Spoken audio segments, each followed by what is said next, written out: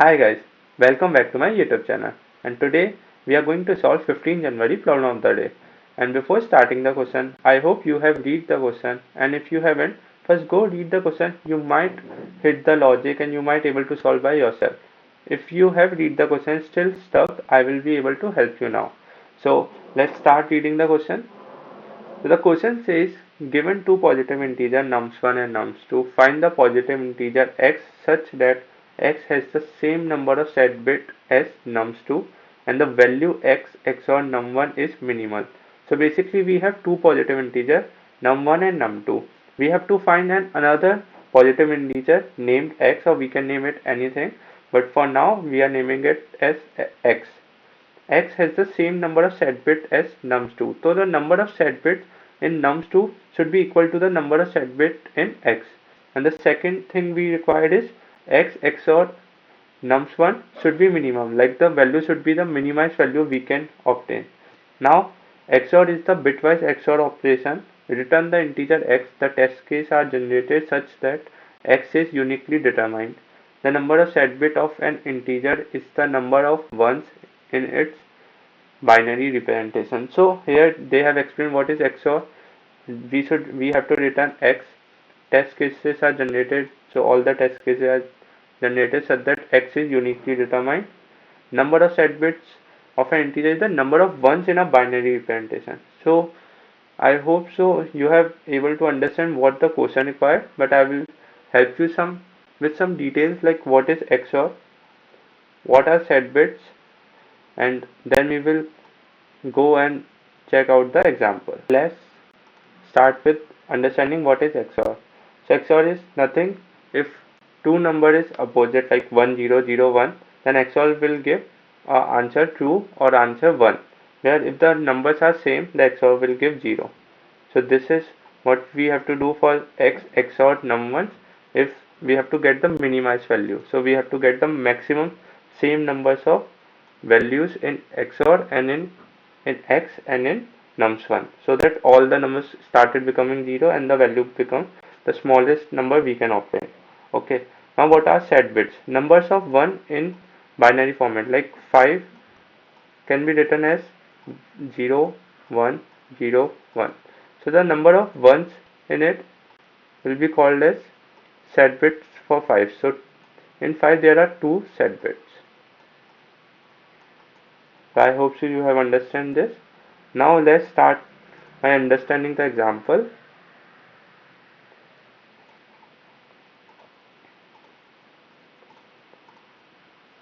We have given two nums, num1 and num2, 3 and 5. The first thing is we have to find a integer x that has the same numbers of set bit as 1, nums2. So how we can do it? First thing, no, A part, count the number of set bit in nums2. Okay, so that we have the idea how many set bits we have to get in x. Okay, so nums2 will be 5. Can we return 0 1 0 1?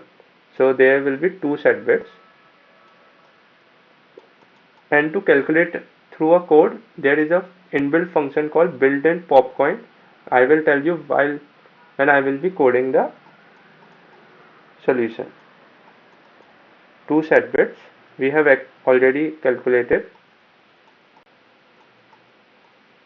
Now we get how many set bits we require in x. Now we have to find a number x which has two set bits and has the minimized value when we do XOR with nums1. So x XOR nums1 will be 3, should be the minimum value. So we have to find the minimum set bit. So for now we have already the answer with us 0 0 1 1. There will be two set bits in 3. When it XORed with 3, which is 0 0 1 1, I have already told you same numbers get XORed as 0 and different number get 1. So we have the same number, so it will be 0. So and 0 will be the minimum value we can obtain. So the answer will be 3 for x. So basically यहाँ पे अपन ने क्या किया है ना कि set bit count कर ली, nums2 से सेट बिट काउंट कर ली उसके बाद अपन ने उस सेट बिट के हिसाब से एक्स वैल्यू बनाई, ठीक है। यहाँ तो अपन को क्लियरली दिख गया कि 3 है, ठीक है, क्योंकि अब अपन दो सेट बिट के तो और भी वैल्यू बना सकते हैं, 2 भी दो सेट बिट के ही होता है, नहीं सॉरी 4 भी नहीं होगा, 5 होगा, सॉरी 5 भी 2 का ही होता है, 0 1 0 1, ठीक है। तो फिर क्या होगा ना, अब इसको जब एक्सोर करेंगे 3 के साथ तो वैल्यू आ जाएगी 0, एक बार 3 भी लिख देता हूँ, 0 1 1। तो ये तो नहीं आएगा, इन दोनों ये दोनों नीचे आ जाएंगे और वैल्यू 3 ही बन के वैल्यू 6 बन के आ गई, देखो समझ रहे हो ना, क्योंकि सेट बिट कैसी होती है 1 2 4, ठीक है, 8 और ऐसे चलता रहेगा। तो ये तो 6 बन के आ गया। तो अपन को मिनिमम वैल्यू चाहिए, ठीक है। अब अपन इसको फाइंड कैसे करने वाले हैं, अब अप्रोच क्या है। आई होप से क्वेश्चन समझ आ गया हो। दो नंबर दे रखे हैं nums1 एंड nums2, उसमें से अपन को एक तो एक्स और निकालना है। एंड द रीजन वाई मैंने पहले इंग्लिश में समझाने की कोशिश की है इज बिकॉज एक दो मुझे मैसेजेस आए थे कि हिंदी उन्हें समझ नहीं आती, so just because of it I have tried to explain in English also. But I hope so question आपको समझ आ गया होगा कि दो सेट बिट दे रखी है, दो नम्स दे रखे n1 n2, एंड अपन को क्या करना है बेसिकली कि है ना, एक x वैल्यू ढूंढनी है जिसकी सेट बिट होनी चाहिए nums2 जितनी, और इसका जो एक्सोर करेंगे ना nums1 के साथ तो वो मिनिमम आना चाहिए, ठीक है। तो इसका कोड मैं आपको है ना, इसका कोड लिखवाता हूँ एंड उसके साथ ही समझाता था हो क्या रहा है, क्योंकि इसको अगर अलग से समझाने बैठा तो थोड़ी सी दिक्कत आ सकती है। बट अप्रोच समझ गए, पहले तो nums2 से सेट बिट निकालो, फिर ऐसी उस सेट बिट के हिसाब से ऐसा x बनाओ जो मिनिमम वैल्यू देगा n1 के साथ, ठीक है। तो सबसे पहले तो अपन ने बात की थी, अपन को सेट बिट काउंट करनी है nums2 की, ठीक है। और इसका फंक्शन ये फंक्शन होता है, अब इसको समझा नहीं सकते, build in pop count nums num2, ठीक है। तो इससे अपना क्या हो गया, अपना इससे अब जो जितनी भी numbers of set bit in nums2 है ना वो आ जाएगी सेट बिट nums2 में, ठीक है। अब इसके बाद अपन एक फॉर लूप, एक वैल्यू ले लेते हैं इंट वैल्यू, 0 से इनिशियलाइज कर देते हैं, फॉर लूप चलाते हैं। अब ये चीज समझाने वाली आ चुकी है, and then set bit num2 i plus plus, ठीक है। अब ये क्या है, 32 से, एक तो 31 से होगा, ठीक है, ये और लास्ट में माइनस होगा। और ये समझाते हैं कि अब हो क्या रहा है।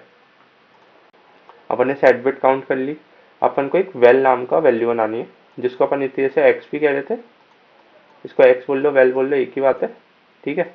अब अपन को एक नंबर बनाना है जिसकी सेट बिट होनी चाहिए जितनी nums2 की सेट बिट है, इसलिए अपन ने इसको ले लिया कि ये हमेशा ग्रेटर देन 0 होना चाहिए। अब ये ठीक है। अब अपन क्या करेंगे, अपन ने क्या किया, जो अपनी nums1 है ना, nums1 है उसको लिखा जाएगा ऐसे, कितने सेट बिट होते हैं, 32 होते हैं,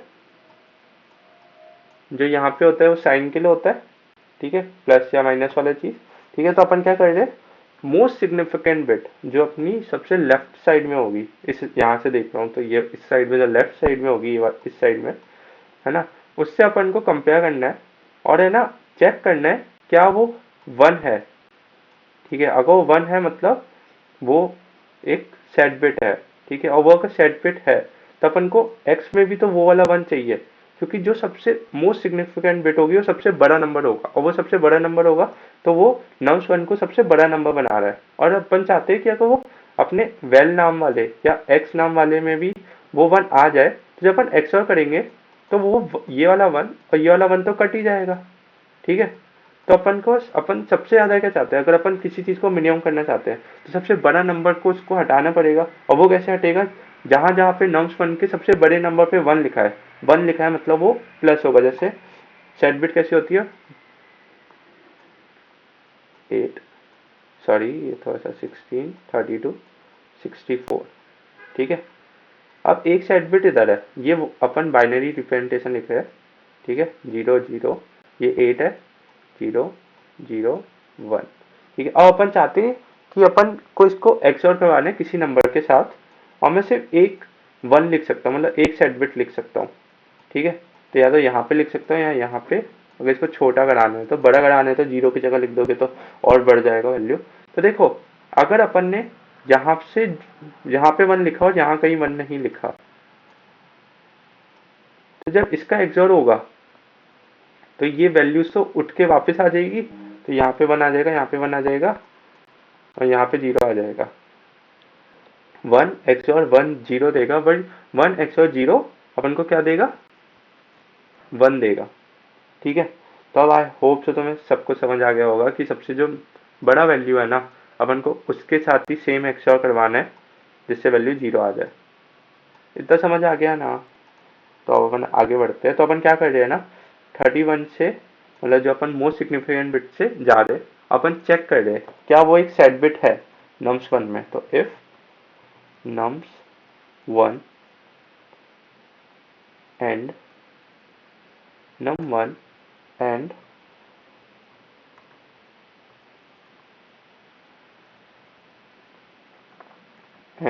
bracket open nums1 and bracket में अपन को लिखना है 1 i। अब ये क्या हो गया, ये क्या क्रेजी चीज हो गई।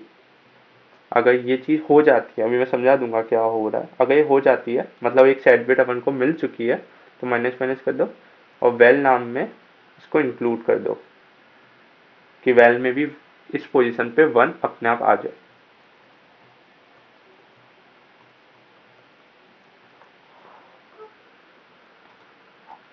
ये क्या हुआ, ये सबसे पहले तो ये क्या है, इसके बाद इसको एंड क्यों करा और num1 से क्यों एंड किया, चाहते क्या हो। ठीक है, अब बात कर लेते हैं हम चाहते क्या है। इससे क्या होगा ना, अपन का जो 1 एक वैल्यू बन जाएगी जिसमें ith पोजीशन पे एक सेट बिट आ जाएगी 1। जैसे 31 है ना, यहाँ पे आई, तो सबसे पहली वाली पोजीशन पे आ जाएगी 1 और बाकी सारे रह जाएंगे 0 0 0। ठीक है,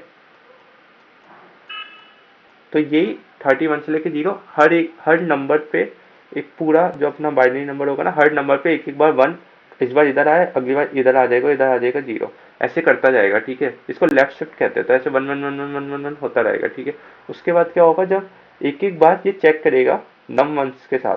ठीक है, अब यहाँ पे क्या है, एंड है, ये भी बिटवाइज ऑपरेटर होता है। तो एंड क्या करता है, सेम नंबर को 1 बना देता है। तो देखो यहाँ पे ही 1 है। ठीक है, अगर यहाँ पे nums1 में इसी पोजीशन पे 1 हुआ तो 1 एंड 1 तो 1 हो जाएंगे, और यहाँ पे सारे 0 है, तो इधर इस पे इसके बाद कुछ भी हुआ ये सारे 0 से 0 ही रह जाएगा।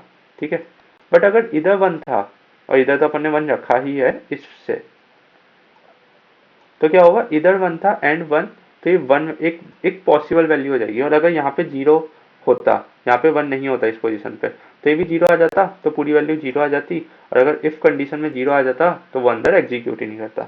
अब अगर उस नंबर पे अपन को मिल गया 1, ठीक है, तो अपन क्या करेंगे, वेल नाम पे सेम वैल्यूज को इनपुट कर देंगे, वेल। ठीक है, और इस मेथड से अपन ने इनपुट कर दिया। ठीक है,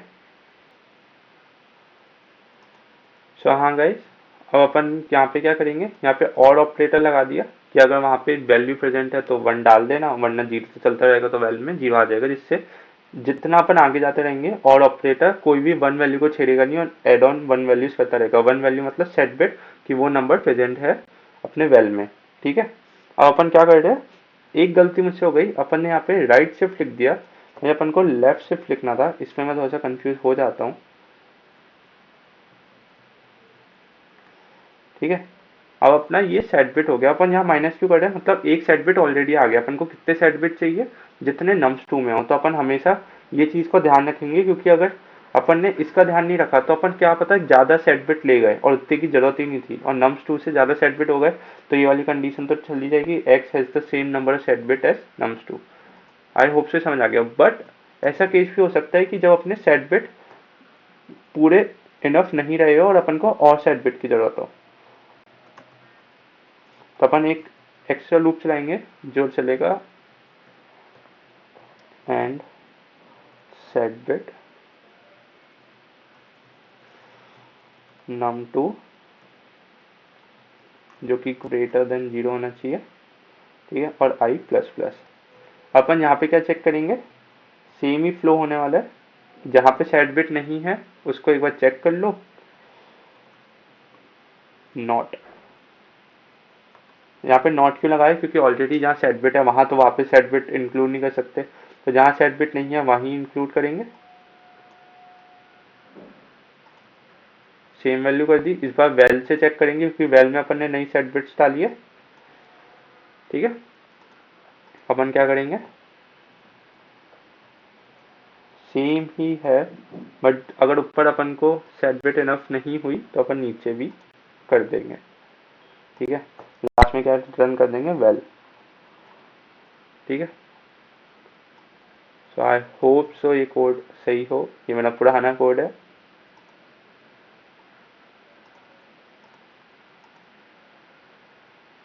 सो हाँ, एक बार रन करके देखते हैं क्या है कैसा है, आई होप से चल जाए। यहाँ पे हमने बिल्ड इन फंक्शन में कुछ गलती कर दी, बिल्ट है तो टी आएगा ना कि डी आएगा।